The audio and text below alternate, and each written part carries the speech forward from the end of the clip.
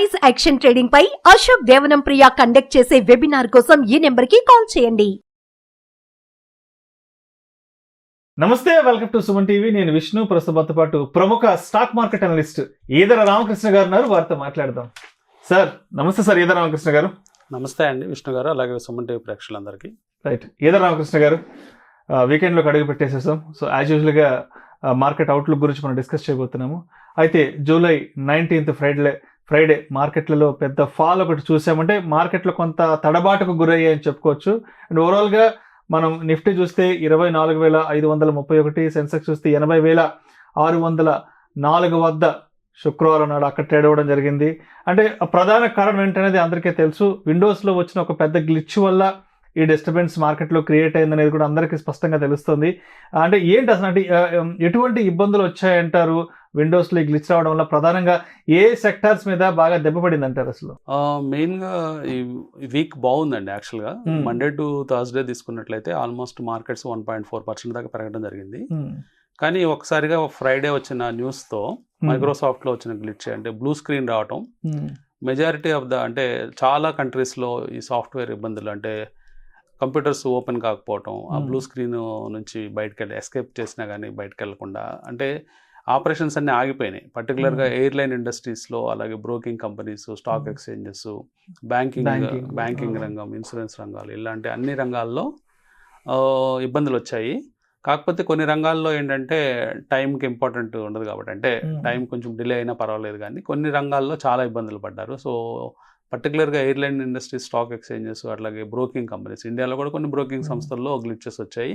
Like Angel 1, 5 పైసా, IIFL securities, ఇలాంటి వాటిలో glitches చూసాము. సో మొత్తం మీద అంటే టైం ఇంపార్టెన్స్ ఉన్న ఇండస్ట్రీ రంగాల్లో మాత్రం చాలా ఇబ్బందులు పడ్డారు. సో మెయిన్గా ఫ్లైట్స్ క్యాన్సిలేషన్స్, ఇండియాలో కూడా 200 ఫ్లైట్స్ క్యాన్సిల్ చేయడం జరిగింది. సో ఇట్లాంటివన్నీ కూడా ఒక మేజర్ ఇంపాక్ట్ అనేది కనిపించింది. దాంతో మార్కెట్స్ ఒక్కసారిగా కూల్ ఆఫ్ అయినాయి. అంటే 1.2% దాకా మార్కెట్స్ పడిపోయినాయి. 260 పాయింట్లు నిఫ్టీలో మనకి ఫాల్ కనిపించింది. సో ఓవరాల్గా చక్కగా వెళ్తున్న మార్కెట్స్కి ఒక చిన్న బ్రేక్ లాంటిది అనుకోవచ్చు బిఫోర్ బడ్జెట్. సో ఈ గ్లిచ్ అనేది సాయంత్రం కల్లా వాళ్ళు రెక్టిఫై చేయడం జరిగింది. అలాగే మళ్ళీ చర్యలు తీసుకోవడం జరిగింది.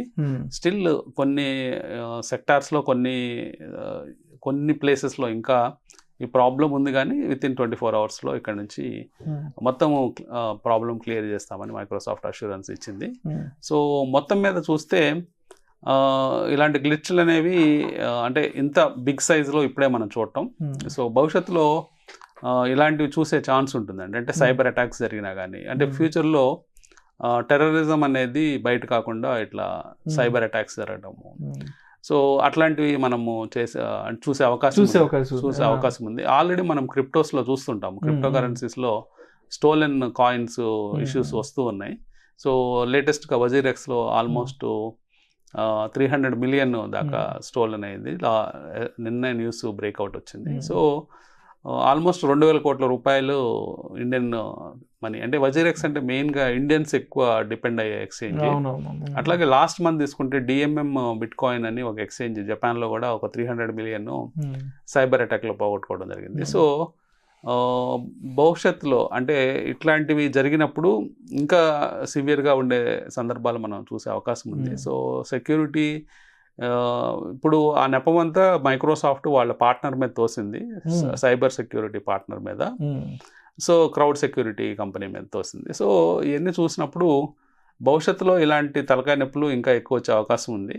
సో అంటే ఇప్పుడు మాన్యువల్గా చేసే అవకాశాలు లేవండి. అంటే చాలా రంగాల్లో అందరూ కంప్యూటర్ మీద డిపెండెంట్ అయిపోయారు. మాన్యువల్గా చేస్తే ఆ ప్రాసెస్లు చాలా గంటలు పట్టే అవకాశం ఉంది. ఫర్ ఎగ్జాంపుల్ ఎయిర్పోర్ట్లో చెక్ ఇన్ కానీ, లేకపోతే చెక్అవుట్ కానీ, లేకపోతే బ్యాగేజ్ తీసుకోవడం కానీ, అన్ని కానీ కంప్యూటర్స్ లేని పక్షంలో కొన్ని గంటలు పట్టే అవకాశం ఉంది. సో కాబట్టి ఇవన్నీ భవిష్యత్తులో కూడా మనం చూసే అవకాశం ఉంది. సో ఓవరాల్గా మార్కెట్ మాత్రం ఒక చిన్న రియాక్షన్ మాత్రం మనం చూసాము. కానీ పాజిటివ్స్ చాలా ఉన్నాయండి. ఈ వారం మనం లాస్ట్ మంత్ డేటా వచ్చినప్పుడు చూస్తే మ్యూచువల్ ఫండ్ రంగానికి ఫస్ట్ టైం 40,400 crores రావడం జరిగింది.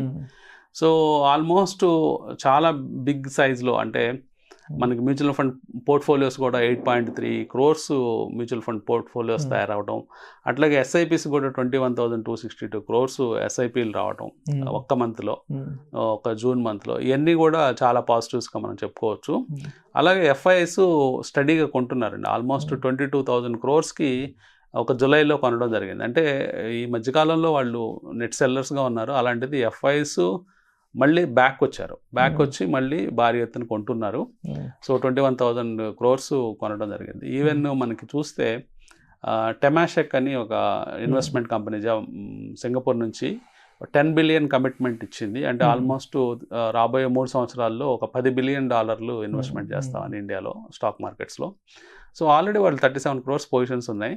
సో ఇవన్నీ $37 billion పొజిషన్స్ ఉన్నాయి. సో ఇవన్నీ చూస్తున్నప్పుడు లిక్విడిటీ అనేది హెవీగా ఉంది మార్కెట్లో.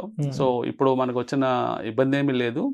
ఆల్మోస్ట్ మనకు లాస్ట్ 4 yearsలో చూస్తే డిమాట్ అకౌంట్స్ కూడా 4 crores నుంచి 14.5 crores పెరగడం జరిగింది.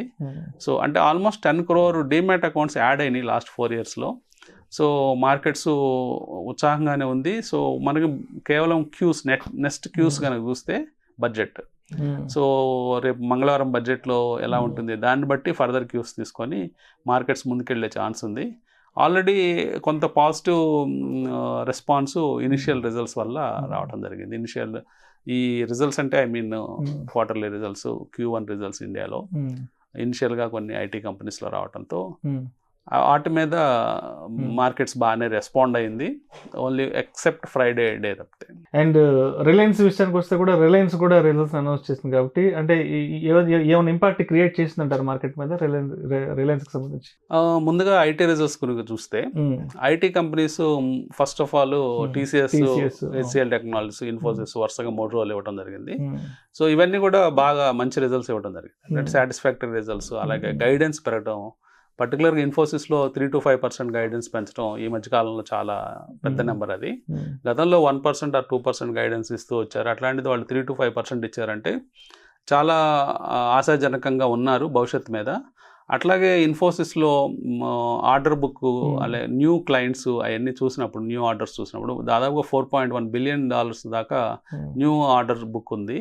సో చాలా కాన్ఫిడెంట్గా ఉన్నారు భవిష్యత్తులో ఇంకా భారీ ఎత్తున గ్రోత్ ఉంటుందని చెప్పేసి. సో ఈ గైడెన్స్ నెంబర్స్, ఇప్పుడు వచ్చిన ప్రాఫిట్స్, అంటే ప్రాఫిట్స్లో స్వల్పపాటి తగ్గుదల ఉన్నప్పటికీ అది వన్ టైం ఇంట్రెస్ట్ ఛార్జెస్ వల్ల ప్రాఫిట్ తగ్గుదల కనిపించింది, కానీ యాక్చువల్గా రియల్గా గుడ్ ప్రాఫిట్ వచ్చింది ఈ క్వార్టర్లో. సో అలాగే టీసీఎస్ మంచి రిజల్ట్స్ ఇచ్చింది, హెచ్సిఎల్ టెక్నాలజీస్ మంచి రిజల్ట్స్ ఇచ్చింది. అట్లాగే మీరు అడిగిన ఆ రిజల్ట్స్ వల్ల ఈ మార్కెట్స్ ఈ వారం కూడా పెరగడం జరిగింది. పర్టికులర్గా ఐటీ ఓన్ చేసుకుంది మార్కెట్ని ఈ వారంలో. మిగతా సెక్టర్లో కొంత ప్రాఫిట్ బుకింగ్స్ కనిపించాయి కొన్ని పాకెట్స్లో, కానీ మెయిన్గా ఐటీ సెక్టర్ మాత్రం చక్కగా రాణించింది. సో ఇన్వెస్టర్స్ మనం ఐటీ ఇండెక్స్ చూస్తే ఆల్ టైమ్ హై కూడా క్రాస్ అయింది ఈ రిజల్ట్స్తో. కేవలం 3 రోజుల్లోనే 3,000 పాయింట్లు పెరగడం చూసాము ఐటీ ఇండెక్స్.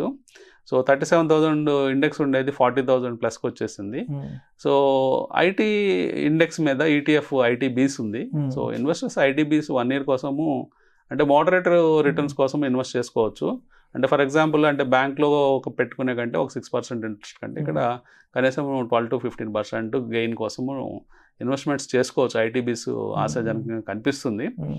నెక్స్ట్ ఈ వీకెండ్లో వచ్చిన రిజల్ట్స్ ముఖ్యంగా చూస్తే విప్రో కొంచెం డిసప్పాయింట్ చేయడం జరిగింది. సో అంటే post market hours Wipro results రావటం, కొంత డిసప్పాయింట్మెంట్ విప్రో రిజల్ట్స్లో కనిపించాయి. సో ADR కూడా 10% డౌన్ అయింది last night, Friday night. So మొత్తం మీద ఐటీ ప్యాక్, ఓవరాల్ ఐటీ ప్యాక్లో లార్జ్ క్యాప్స్ బాగున్నాయి కాబట్టి భవిష్యత్తులో ఇంకా ఐటీ ఇండెక్స్ పెరుగుతుందని అనుకుంటున్నాను. నెక్స్ట్ మీరు అడిగినట్టు రిలయన్స్ విషయానికి వస్తే, రిలయన్స్ కొంత 4.5% ప్రాఫిట్స్ తగ్గాయని రిపోర్ట్ చేసింది. అవి కూడా రిలయన్స్ రిజల్ట్స్ కూడా పోస్ట్ మార్కెట్స్ అవర్స్లో వచ్చాయి.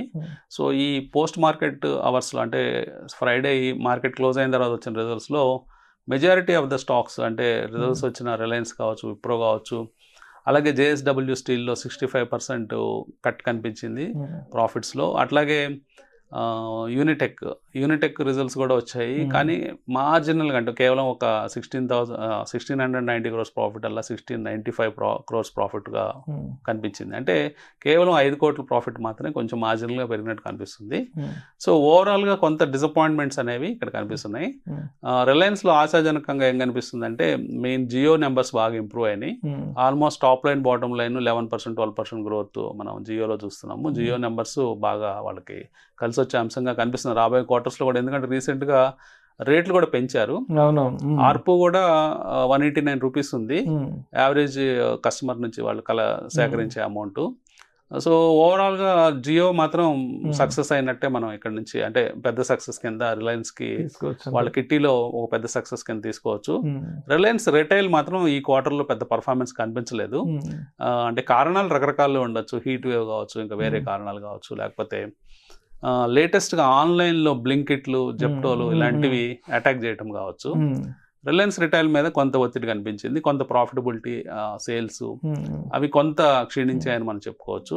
కానీ ఓవరాల్గా వాళ్ళు ఓకే అంటే కొంత నెగటివ్ రిటర్న్స్ అంటే కొంత డిప్ అనేది రిలయన్స్లో ప్రాఫిట్స్లో ఓవరాల్గా అన్ని కంబైన్డ్ చూసినప్పుడు అంటే oil and refinery, retail, Jio అన్ని కలిపినప్పుడు ఓవరాల్గా కొంత నెగిటివిటీ కనిపించింది. సో ఈ ఇంపాక్ట్ అనేది మండే కనిపించే ఛాన్స్ ఉంది. సో మండే మార్కెట్ ఈ క్వార్టర్లీ రిజల్ట్స్ వల్ల కొంత వీక్గా ట్రేడ్ అయ్యే అవకాశం. Thank you sir, thank you so much Ramakrishna గారు. థ్యాంక్ యూ అండి. సుమన్ టీవీలో మీ పర్సనల్ అండ్ బిజినెస్ ప్రమోషన్స్ కోసం కింది నెంబర్కి కాంటాక్ట్ చేయండి.